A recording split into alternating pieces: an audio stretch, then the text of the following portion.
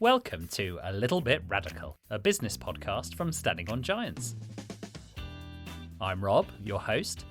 Join me as I meet people and organisations who are doing things differently, challenging the status quo and, yes, might just be a little bit radical.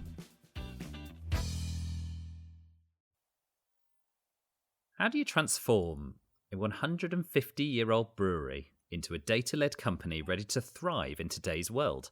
Well, you might hire someone like my guest today. Elizabeth Osta is Director of Data Management for the Heineken Company. Her illustrious career has included stints at Barclays, dunnhumby, Mckinsey, L'Oreal and P&G. She's a visiting fellow at Cambridge Judge Business School and also advises a number of exciting startups too.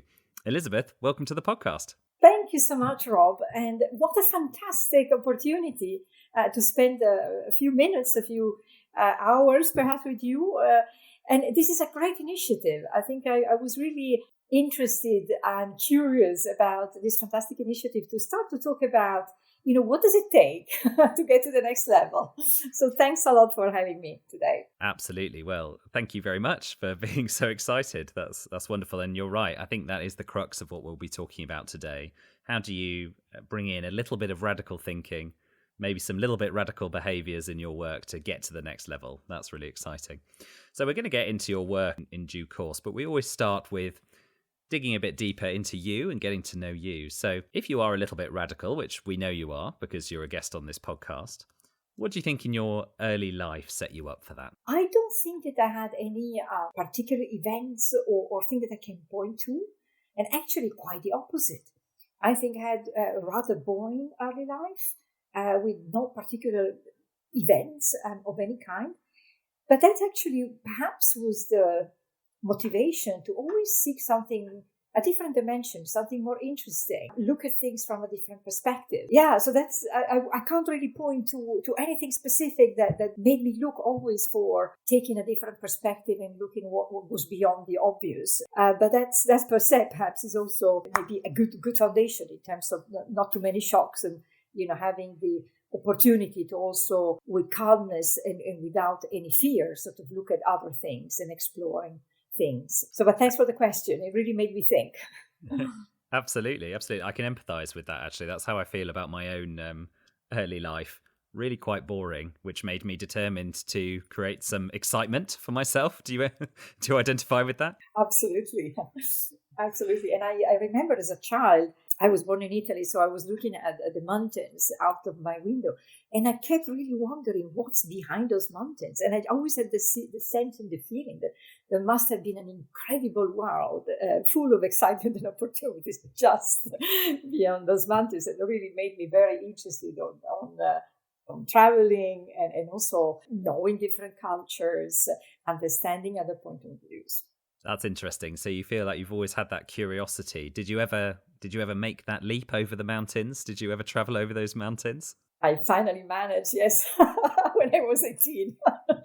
The first thing I did was to take Interrail and start to travel by train Europe and see what was laying behind. Fantastic. I think that works very well as a literal symbol and a metaphorical one as well. Moving into your adult life and where you are now, do you feel like you've become more radical or less radical? Has there been a change? And what do you think's been behind that? Well, first of all, I never seen myself as radical. So that's really important. And again, so I really see myself as quite plain vanilla and boring. But I think what I see is that the number of challenges that we're facing makes us bolder. So that there is a need to become much bolder and much more curious in exploring different opportunities, just because we are in an ever-increasing volatile environment from one end. And at the same time, also, we have much more opportunities than we never had before. So the ground for exploration is there. And that also perhaps leads to infinite curiosity, right? In terms of, what if, what would happen? And perhaps, why, sort of some people are, can do so much and they have such great ideas. And what would it take to go there? So I think there is that theme of, okay, what is there beyond, what is the art of the possible? And I hope that makes sense and resonates with you. Of course, yeah. Well, I love the art of the possible. And I actually think you framed it really nicely, actually, where more challenges, or at least more challenges that we're aware of, I would say, and more opportunity. So you don't think of yourself as particularly radical. By the way, we find that not many people on this podcast do consider themselves. It often just feels like common sense. But you just, with your curiosity, you've probably just taken those opportunities when they've come your way. Yeah, so absolutely. So I don't think that I see myself as a radical by design, shall we say, or by point of view. So I don't strive to have a specific strong point of views or presence, like you might see other people are very determined and also very extremely confident and boastful about certain points of view. I definitely don't have that, but I think for me it's really more the curiosity of finding solutions, but also finding new opportunities. And it's interesting because sort of we see a world in which, from one, or at least we've been through a stage in which that boldness was seen as a very important trait and very positive, right? So we're coming from, extremely overpowering leaders, I would say, and therefore kind of being quite quiet. It was perhaps definitely a sign of dissonance or difference. I think, however, we may be turning the corner, right? Because we had quite a lot of that kind of overpower, maybe overconfidence in certain statement solutions or point of views. And I think now we're becoming a bit more cautious and a bit more balanced collectively as a society in the acceptance of certain point of views. So we're going to move on to your professional life now. And so far, I think we're picking up that you're a very humble individual. Don't think of yourself as particularly radical, but certainly you've got a huge curiosity. I'm looking forward to our listeners hearing about some of the work projects that you have been involved with over the years, because I think then your little bit radical nature might come to the fore here. So I'd love for you to talk about an example of where you brought some radical thinking to your work. I know, for example, you were involved in big mobile transformation at Barclays, perhaps that. But can you think of an example of where thinking differently was the key to your success? Yes, thanks for pointing out the example of Barclays. And if we maybe just go back to that for a minute. So at the time, there was quite a lot of mobile transformation. Of course, mobile phones and iPhones were becoming quite prevalent in the ways that consumers and we all as a society would interact with each other. So again, sort of that was, starting again from a curiosity point of view, what are how people feel about using those fantastic new devices in all sorts of different ways, and what is the opportunity for a very traditional bank, the way that Barclays was, and it's not any longer, to start to look into that opportunity. But again, it was really listening to consumers in that kind of, in that predicament, and just looking at how they were interacting, particularly the new generations, how they were leveraging this set of new capabilities, right? And then, sort of what doesn't unfold for us, right? I think that's, again, it's always there. It's always in front of us because there is always a future in front of us, right? There is always something that is evolving. So that can have multiple connotation of also starting to look, okay, but what's ahead? What's coming next? And therefore, what does it mean for us? At the same time, also, how do we need to manage that, right? In some cases, you also might see things that one needs to de-risk against, right? So in some cases, opportunities, in some cases also maybe prevention and protection, right? And it's interesting how these two sides of the coin sometimes are seen as completely opposite, but they could coexist because, they are coexisting that view of looking what's ahead and therefore what does it mean for us and therefore how we need to leverage that or protect ourselves against that, right? So that's a two-side coin. Of course, yeah. I think I'm going to probe you a bit on that other side of the coin some more now that you've brought it up. So maybe again with this mobile transformation example at Barclays, did you face opposition? And how did you overcome that, if so? Yeah, so first of all, of course, it was a team of people, right? So, I wouldn't like to give the impression it was a single-handedly, sort of spearheading this. But I was just at the beginning of the insights into what would it mean for consumers to do that, and the need on consumers. So the fact that it was clear from looking at consumers' standpoint that this would become bigger and bigger. And that perhaps brings another dimension, which is again sort of consumer first, always making sure that one has at heart the need of the consumers. And it seems quite commonplace now because everyone talks about that. But then from there to actually doing it and acting upon it, that's always difficult. And you probably know quite a lot about that, Rob, because you have sort of been one of the pioneers, and I always had an incredible respect for you and the amazing work that you've done in putting the consumer at the center, and you truly doing that. And then at the beginning, was it difficult? Well, I think it's normally people don't see, when you look ahead, not everyone has got the same interest in looking beyond the now. And also, in all fairness, we have all pressures to look at the next day, the next week, the next quarter, and also financial pressures and short financial cycles, etc. So I think sometimes it's really difficult for people to even contemplate lifting the attention from the here and now to, what's coming next. But there are rewards in doing so. How do you bring people along with you when you are one of those people that is seeing beyond the horizon further than the others are seeing? It starts with the understanding of having a diverse point of view. And it starts with the acceptance that, of course, the others are seeing things with a different lens and accepting that, right? Because I see that sometimes people tire of, particularly radical leaders may tire of that constant dissonance versus maybe colleagues or business partners that are too short-sighted.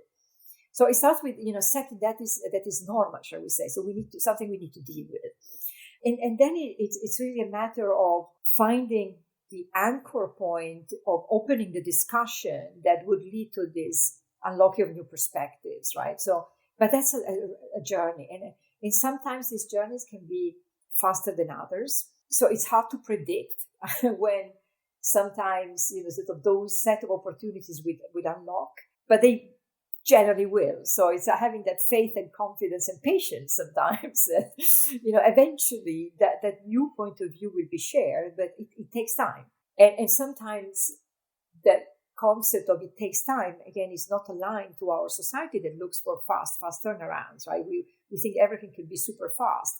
But actually changing a human perspective, it takes quite a long time in any direction, right? And then when it changes, then, things start to go quite fast. But it's almost like an S curve, right? And you will be stable, and nothing happens. And then at some point, sort of things start to align. But at the same time, having that dialogue with constant dialogue and openness, and realizing that also when you look at the future, you can't have certainty. Of course, you can see things, and it's also good to have challenges, and because sometimes it's far away. There are bets. You don't know whether those bets are going to realize themselves or not. So having definitely those maybe different point of view, maybe more cautious point of view is also very useful exchange in shaping a way forward. Great. So practicing your patience and taking one step at a time, bringing in a diverse range of opinions and accepting that those are valid. And I was really interested by what you said about the anchor point and finding the anchor point for opening up the discussion, opening up people's perspectives. Can you think of an example where you've anchored a conversation in a way that you were really happy with, and suddenly it led to a real change in people's behavior or perception? One is numbers, and the other is emotions. And the emotions is based on sharing experiences with consumer customers that make it real. But let's stay with numbers. So we are often misusing numbers, and it's difficult to find the one number that tells a story. But that's often the one number that we need to look for, because whenever we are throwing too many things, it's always too complicated. But the art of that one number, that behind that one number there's a huge story and gets people attention. I think that's the main and most important thing to do. Although, coming with that is super difficult.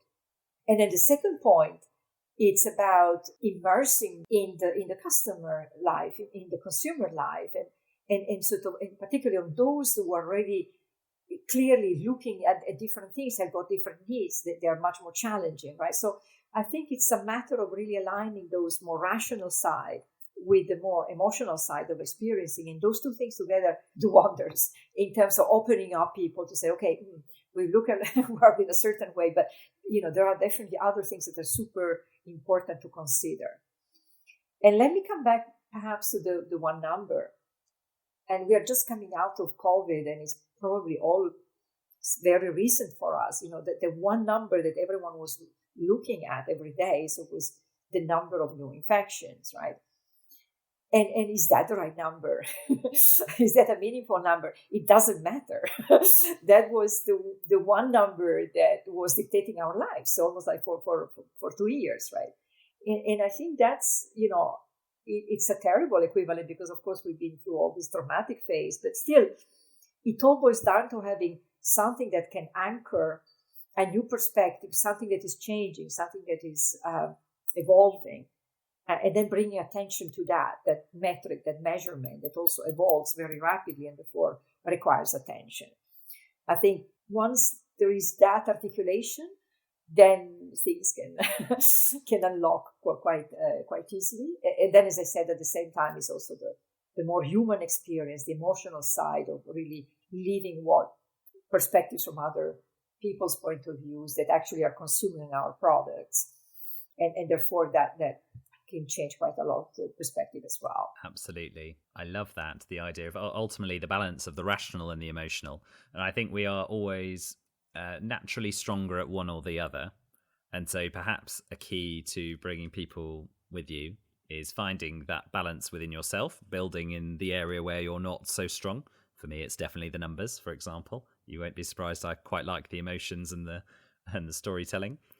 The way you talked about the one number, I think, is so powerful, and a couple of examples sprung to mind. I think the COVID one is a great one, but also from in a marketing and brand world, one of the most lauded campaigns of the last 2 decades was the Dove Real Beauty campaign, and their one number, I can't remember it exactly, but it was something like 57%. So it was like the majority of women don't think they're beautiful. It might even have been higher than 57%. That was their one number that they've kind of built this whole campaign around. I suppose taking a number, yielding a real insight, and then using your emotional intelligence to build a story around that as well. And if you think of the tech world, they've been growing so much because they've been so disciplined about one number and one number only, which was the number of users, right? So they've been really focused on growing the user base. And sort of that is also a very powerful example on how all of a sudden we had these tech giants that single-handedly were just focusing on increasing their user base. Now, it's interesting also to consider that there are, of course, in this radical journey, there are different phases, right? So one thing is make sure that there is followership and sort of there is this new way of doing things where there is an intrapreneurship within a company, or as a new startup, of course, things are moving, and therefore this single-handedly focus on one number is critical. It's also important to realize, however, that once things are much more established, once there is a big company, then one number is not sufficient any longer. And I think is that sense of, okay, when things are big and of large scale, then you need to start to look at much more balanced scorecard and make sure that you're looking at certain things as well as, sort of others in a strong balance, which I think perhaps a lot of tech companies that have been growing so fast haven't been really able to mature to that point. Because they kept, sort of what made them successful. It's also to say that everything evolves, right? And whatever got you there maybe doesn't get you to the next stage. So just reflecting to what is happening now in the tech world, where, after all these big promises and hopes and opportunities, now it looks like we are in the tech winter. I saw this phrase just a couple of days ago, and I really like it. We're in the tech winter because, it's always beyond tech. There's going to be something else. When you need to bring that change is really having that patience, but at the same time also grounding in what consumers and customers want, and at the same time how we can describe things in a way that it's easy to measure and easy to engage. Absolutely, and the acceptance that the one number might change, that it might turn into multiple numbers, multiple stories, multiple insights. So being agile seems incredibly important as well, would you say? Absolutely. So I'd like to move on to what you're doing at the moment at Heineken, if that's okay. You're leading a big data team at what is a kind of very established company, established brewery, beer people. It sounds like a really fun place to work. What are you focused on at the moment? What are your big challenges, and where have you been thinking a bit differently as an organization, would you say? First of all, Heineken is a fantastic company. And I'm really blessed, and I think it's the only company I worked so far where enjoyment of life is a key value. And I feel blessed because it's very it's unusual to make sure that you have enjoyment as one of the key values. I think within the company there's a terrific sense of innovation, terrific appetite to explore new things. So that is fantastic. There is a strong entrepreneurship within the company, which is great. I think obviously from a data perspective, we've been looking at making sure that we can scale things quickly. And in order to scale things quickly, we need to do things that are perhaps a bit more boring, which is, sort of making sure that we are all singing from the same hymn sheet. And we are all considering when we are creating data, not only our own immediate needs, but the one of the company. And that journey of making sure that people feel that whatever they do also has an impact on everyone else, I think that's a journey in which we are in. And I think at the same time we had quite a lot of dispersed communities, and bringing those communities together I think is critical and important, because then there is then a terrific energy that will help us to find new ways to shape the future. And I think we've been fortunate enough to have your support in this journey, because I do truly believe that data is huge, technical skills are required, but is first and foremost all about the culture and the people and the ideas that we can come up together in terms of how to leverage these incredible technologies that are becoming commonplace anyway, but how we can actually leverage that, what is our imagination, and also what are our collective wisdom to move forward. So I think in that I'm super excited about the journey that we're going together. Fantastic. Well, thank you for the shout out. Yeah, full disclosure, Elizabeth is a client of ours and Standing on Giants, as you will have picked up already. You're referring there to your teams as communities, which I think is really interesting. What about the word community and the way that perhaps makes you feel about the teams, want the teams to perform, set the goals of the teams? Can you talk to us about that? Does it have an impact in that sense? Yeah, and maybe let's perhaps take one step back. So Heineken has grown through mergers and acquisition and operates in 85 countries. And some countries are really big in terms of our operations, and at the same time, some countries are quite small. So you can imagine that in many cases we would have data professionals that are, no, maybe it's the only person who's doing data in the operating company. So some of the things we did, of course, you can imagine data, but it was a survey. So what were the feelings of people in working in data across the company? And it was interesting because that theme of loneliness, I'm alone. I'm just here every day fighting the fight, and that's really difficult.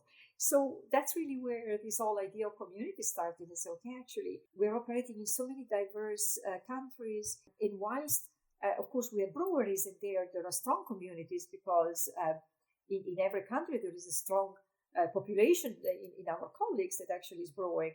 When it comes to data, in many cases, we have people that are doing that by themselves. And so we just felt that there would be a huge, huge value in anchoring the day-to-day of those colleagues and making them feel part of a larger community that has got the same jobs, has got the same challenges. And also, it would make their daily life much more enjoyable, I guess, which is exactly what is happening in one of the communities that we've set up. So I think there is a huge value, in my view, to really go back to the fundamentals and making sure that we offer the tools to have a meaningful and enjoyment in the day-to-day. And that comes when one doesn't feel alone. And I think that's, for me, that's maybe seems very basic, but it's a really important part of the community, what we want to achieve. The other thing is that we have a lot of, big challenges, which many other companies are facing. Of course, we need to have incredible data quality. We need to deploy a number of very challenging but and exciting global programs. So the sharing of experience and also best practices and ideas on how we can go about things. I think that's another thing that will enable us to go much faster versus the past. And it really is tapping into all these ideas. And often, I think in data, we think about the what. So we think about, okay, so what is it we need to do? What is the next technology? What is the next thing that we're going to do? But actually, in many cases, the how we're going to do that, how we scale, how we go faster, how we take that idea and we scale quickly. So I'm very focused on the how. And how we can create meaningful experiences and yet at the same time going much faster. I think that's a fantastic example. Well, several examples in there of how you have used your little bit radical nature, a little bit radical thinking, questioning the how are we going to do this, and using something that's perhaps not the status quo, i.e. deploying communities for your teams. I also think what's a really fascinating insight from you there was when you were talking about loneliness and the feedback from the team that they were feeling alone. We know that loneliness is a big societal challenge.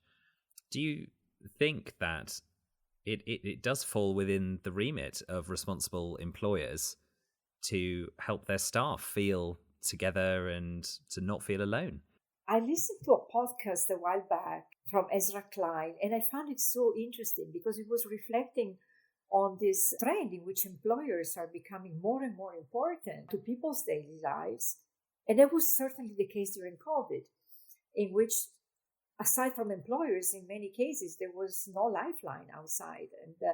And employers were almost like all of a sudden having to also think about, how we keep people morale high, how we keep mental health high in our organization, which was, for many people, was, of course, new, is a new journey, right? But I think that de facto, in a crowded society, I think corporations and enterprises are becoming more important. I was just listening today to a webinar from Edelman, and Edelman does the trust barometer. They were reflecting on the fact that, so for many, many years, people trusted mostly NGOs, and then there were, in some cases, governments, and there were corporations and enterprises, etc., right? So there was almost like a sliding scale in which enterprises were never really at the top of the trust.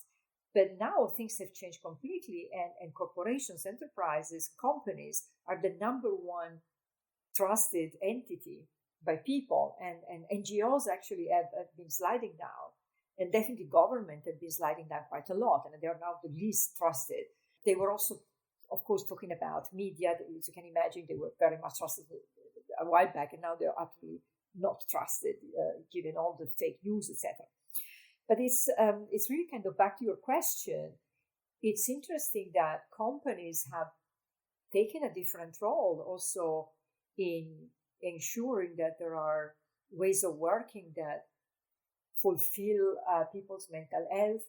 They fulfill their needs of work-life balance. They fulfill also much more sense of meaning in society, which definitely wasn't the case, 10 years back or 20 years back. So I think that's indeed a big society trend. Fascinating. Don't think I'd heard that companies are now generally more trusted than NGOs and governments. I can quite believe that with the governments, certainly in the UK, but we won't go there. So this brings us nicely actually onto our last section of the podcast, which is about the little bit radical world and taking us out of the day-to-day and our professional lives. What change would you like to see in the world at large? Well, we have so many big issues nowadays. And of course, I will immediately hope for world peace as soon as possible. And I will immediately hope for a clear stance on climate change and improvement, because they are really big topics. And it's sad that although majority really cares deeply about these issues, it seems that somehow the outcomes are not necessarily following what the majority wants and believes. So I think that's sort of a bit of a difficult time, I think, for many of us. There is incredible anxiety, I think, particularly in Europe. I must say that in other perhaps parts of the world, I see much less so. Trust our colleagues in Asia are less. Yeah, so I think they're less worried. Definitely in Latin America, they're less worried than we are. But I think particularly in Europe, I think we're facing a number of even sentiment, so the sentiment is not the same it used to be just a few years back. So where do we go from there? Well, I think we need to continue on the fight, if you will, particularly for climate change, continue in, sort of making sure that we fight for peace and justice. But I think at the same time, in the company, sort of every day, we can play our part, right? And it's fantastic to see how, for instance, the sustainability agenda is engaging so many different people. So we just had last week a big gathering at Heineken here in Amsterdam on sustainability, and it was incredible how many people came to that gathering, literally. So how many people have the willingness to contribute and participate? And I say sort of, sadly, perhaps the outcomes collectively of this multitude of people that are really working hard to make it happen are not there yet. But I really have a positive outlook. I think that at some point we will collectively achieve something very meaningful. And of course, in all of that, it's important that everyone's job has a contribution, right? I think it's interesting how even perhaps in many cases we feel powerless. Actually, that's not the case. I think it's important that we're not just giving up, but we continue to do our bit, whatever it is that we can, so that we can see a different opportunity, a different future shaping ahead of us. That's interesting how you just finished talking about opportunity. And I'm thinking about what you've said so far, anchoring in the one number and anchoring in the emotion. I think climate change is a really interesting one where probably we've got numbers fatigue, bit of feeling overwhelmed, and perhaps I'm thinking out loud here, perhaps it does need to be reframed, and perhaps the opportunity is where to anchor. I feel like that would go down better, because like if you make these changes towards saving the planet, your life is actually going to improve, not giving up something. We don't like giving up things as human beings, do we? No, but you're absolutely right. And I think it is true that we have a bit of crisis fatigue, right? We are coming out of COVID and there is climate change and now there is a war on our doorstep. So I think we would like all to sort of start to think in a much more positive frame, right? And say, okay, we have exciting things to go and do, right? And, but yeah, I think you're absolutely right. I'm not sure what the solution is, but definitely starting to measure the positive rather than the negative, or the progress in a meaningful way. That could be quite exciting. And another a lot of fantastic initiatives like the Earth Shot, which I thought it was a great idea, because we need more of those type of things, right? How we can fund innovation for things that are meaningful and continue on this path, right? So we'll see whether all the tech winter with all the talent that is now not absorbed any longer by these tech giants, whether we can put them a good use in solving for these big society problems. That would be good, wouldn't it? Yeah, if all that talent that's been let go from Twitter, etc., gets channeled into solving these challenges.